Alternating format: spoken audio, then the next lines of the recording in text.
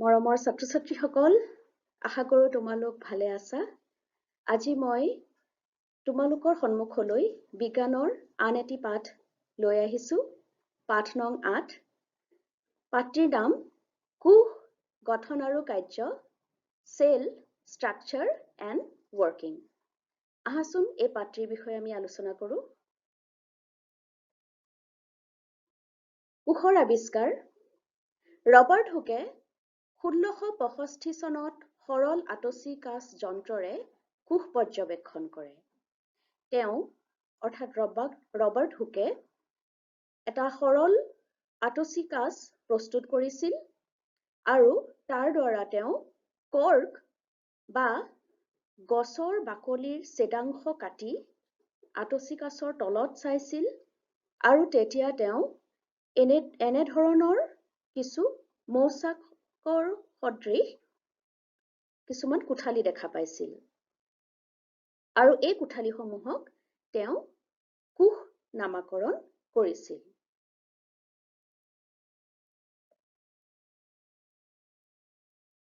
কোষৰ বিষয়ে জানো আহা। সকলো জীৱৰ বাবে কোষ হৈছে মৌলিক গঠনৰ একক বা গোট। যেনেদৰে ঘৰ এটা বনাবলৈ ইটাৰ ব্যৱহাৰ কৰি বিভিন্ন আকাৰ আৰু আকৃতি দিয়া হয়, তেনেদৰে সকলো জীৱদেহৰ আকৃতি আৰু আকাৰ কোষসমূহ লগ লাগি এইসমূহৰ দ্বাৰা গঠন হয়। আৰু এনেদৰেই এটা জীৱ আন এটা জীৱৰ পৰা পৃথক হয়। কোনোটো জীৱ এটা কোষেৰে বা কোনোটো বহুত কোষেৰে গঠিত হয়। তোমালোকে নিশ্চয় কুকুৰাৰ চৰাইৰ কণী দেখিছা। কুকুৰা চৰাইৰ কণীয়ে এটা কোষক সূচায়। মানুহৰ শৰীৰত 1 ট্ৰিলিয়ন অৰ্থাৎ 1 লাখ কোটি সংখ্যক কোষ আছে আৰু ইহঁতৰ আকাৰ আৰু আকৃতিও বিভিন্ন। বিভিন্ন সমষ্টিৰ কোষে বিভিন্ন কাম সম্পাদন কৰে। ইয়াত পিঁয়াজৰ বাকলিৰ ছবি দেখুওৱা হৈছে অনুবীক্ষণ যন্ত্ৰৰ তলত। পিঁয়াজটো কাটি এনেদৰে বগা বাকলি এৰুৱাই এখন স্লাইডত লৈ আৰু তাত এটোপাল বা দুটোপাল চেফ্ৰানিন দ্ৰৱ ঢালি অনুবীক্ষণ যন্ত্ৰৰ তলত চালে এনেধৰণৰ মৌচাক সদৃশ কিছু কোঠালি দেখা পোৱা যাব। মই মোৰ ছাত্ৰ-ছাত্ৰীসকলক এনেধৰণৰ ক্ৰিয়াকলাপ মই দেখাওঁ। পিঁয়াজৰ বাকলিৰ ছবি অনুবীক্ষণ যন্ত্ৰৰ তলত মই সাধাৰণতে শ্ৰেণীকোঠাত দেখাওঁ। এতিয়া আহা এককোষী জীৱ এমিবাৰ বিষয়ে। ইয়াতে এমিবাৰ এটা চিত্ৰ দেখুওৱা হৈছে। এই চিত্ৰটো দেখিছানে? এমিবাৰ কোনো আকৃতি নাথাকে।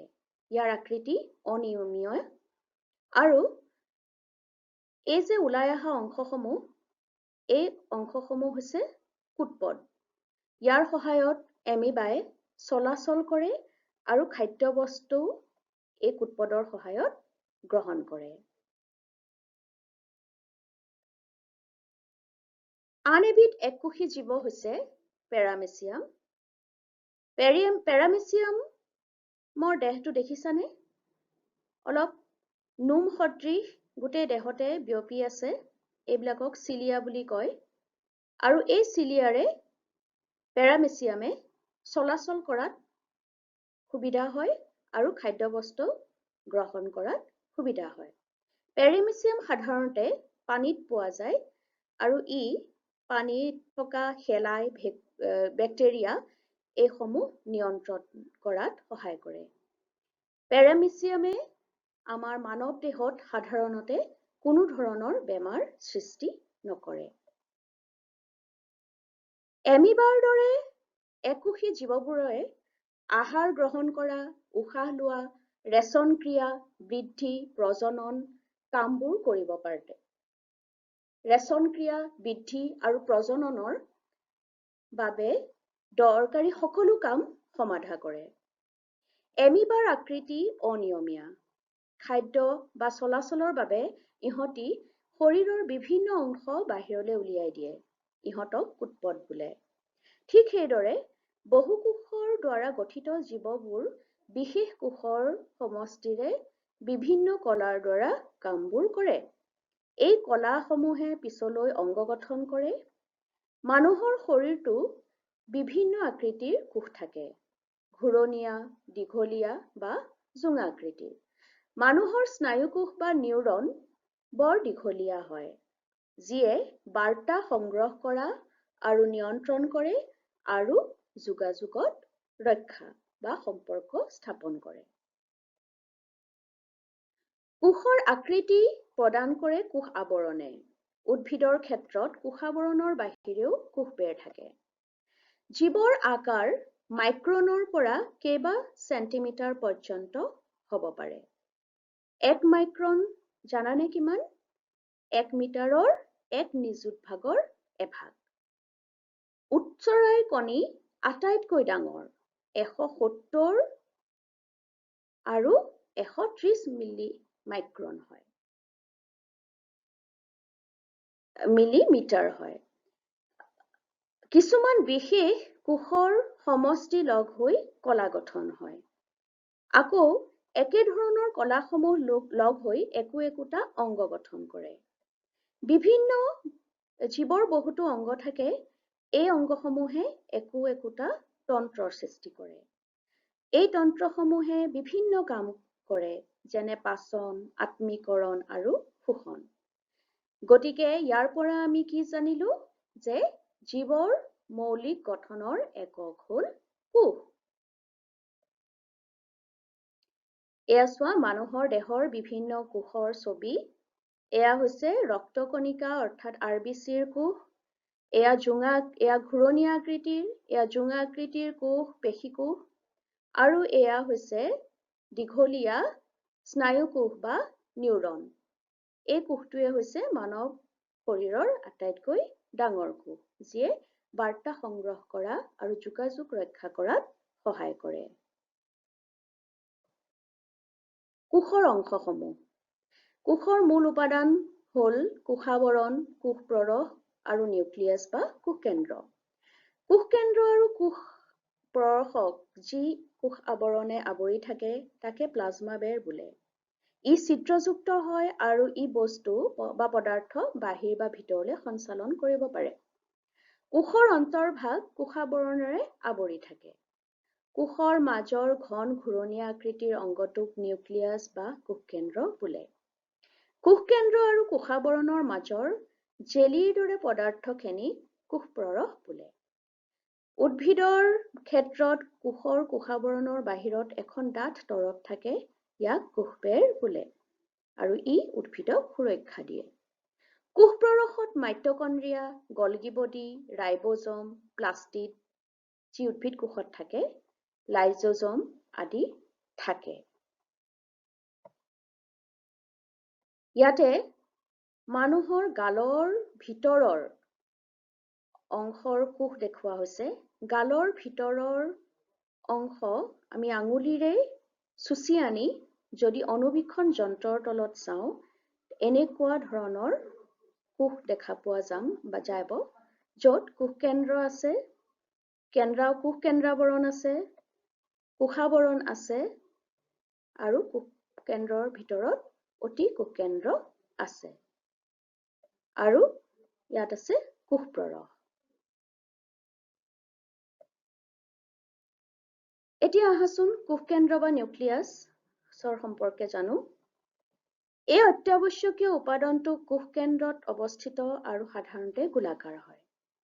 কোষকেন্দ্ৰ এখন বিন্ধ্যাযুক্ত আৱৰণেৰে আৱৰি থাকে, যাৰ দ্বাৰা কোষকেন্দ্ৰ আৰু কোষ প্ৰৰহৰ মাজত পদাৰ্থ চলাচলত সহায় কৰে। কোষকেন্দ্ৰ এটা সৰু গোলাকাৰ অংশ থাকে, যাক অতি কোষকেন্দ্ৰ বোলে। কোষত ক্ৰম'জম নামৰ পকোৱা সূতাৰ দৰে অংশ থাকে, যিয়ে জিন কঢ়িয়াই নিয়ে। জীৱৰ বংশানুক্ৰমণৰ আধাৰ হ'ল জিন। জিনে পিতৃ-মাতৃৰ পৰা পোৱা গুণবোৰ বংশানুক্ৰমে স্থানান্তৰিত কৰে। এতিয়া আহাচোন প্ৰকোষকেন্দ্ৰীয় কোষ আৰু সংকোষকেন্দ্ৰীয় কোষৰ বিষয়ে জানো। প্ৰকোষকেন্দ্ৰীয় কোষ হৈছে কিছুমান বেক্টেৰিয়া আৰু নীল সেউজ শেলাই কোষকেন্দ্ৰটো সুসংগঠিত নহয় আৰু তেনেধৰণৰ কোষক যাৰ কোষকেন্দ্ৰটো সুসংগঠিত নহয় তেনেবোৰ কোষক প্ৰকোষকেন্দ্ৰীয় কোষ বোলে।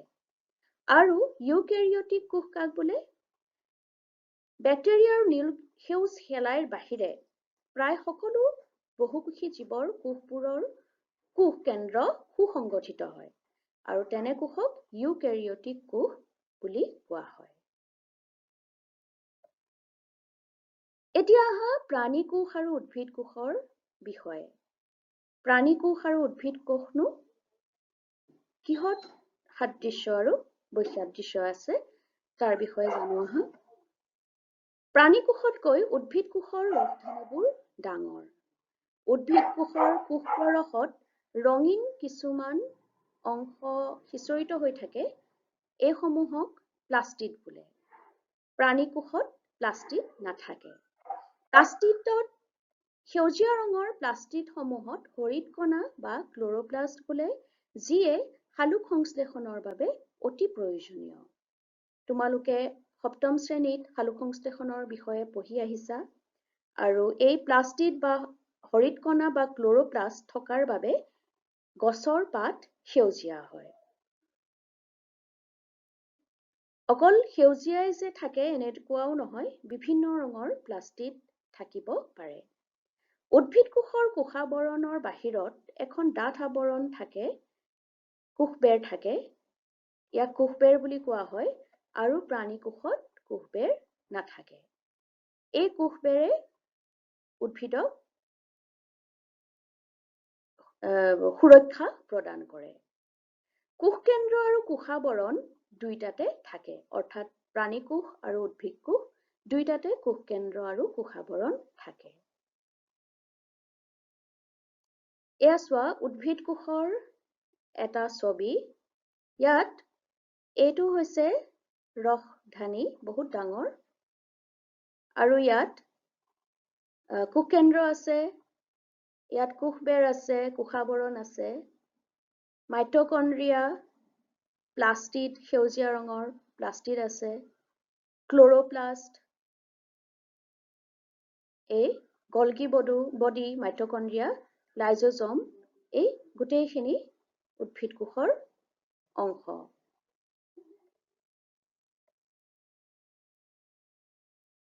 এইটো হৈছে এটা প্ৰাণী কোষৰ চিত্ৰ। ইয়াত ৰসধানী একেবাৰেই সৰু, এয়া ৰসধানী একেবাৰেই সৰু, নিউক্লিয়াছ আছে য'ত ক্ৰমোজম আছে, মাইটকণ্ড্ৰিয়া, গলগি বডি আছে, আৰু কোষাবৰণ আছে, আৰু বিভিন্ন কোষপৰশ আছে, কোষপৰশত বিভিন্ন অংশসমূহ আছে। তোমালোকে উদ্ভিদ কোষ আৰু প্ৰাণী কোষৰ পাৰ্থক্য আৰু সাদৃশ্য কেইটামান লিখিবাচোন। লগতে এমিবাৰ বিষয়ে লিখিবা, একোষী জীৱ, প্ৰক্ৰিয়াটিক আৰু ইউকেৰিয়টিক কোষৰ বিষয়ে লিখিবা। এনেদৰে তোমালোকে এই প্ৰশ্নসমূহৰ উত্তৰসমূহ কৰিবা। গতিকে আজিৰ ভিডিঅ'টি মই ইমানতে সমাপ্ত কৰিছোঁ। আশা কৰোঁ তোমালোকৰ ভাল লাগিব। ধন্যবাদ।